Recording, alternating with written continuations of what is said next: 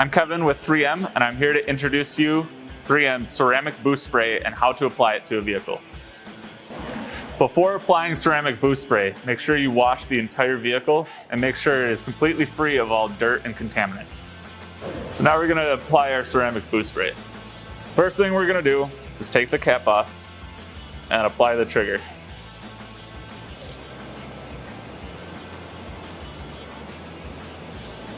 Make sure the trigger is in the open position, and then apply the spray directly to the microfiber cloth, as well as to the surface that's being treated. Remember, less is more. And then go ahead and apply to one panel at a time, or in this case, we're splitting the hood into two different sections.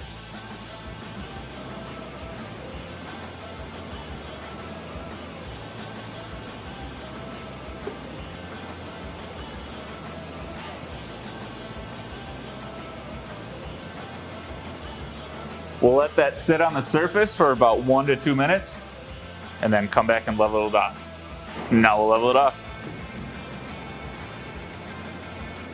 Make sure with leveling that you look at it from multiple angles in different light to avoid leaving any excess material on the surface.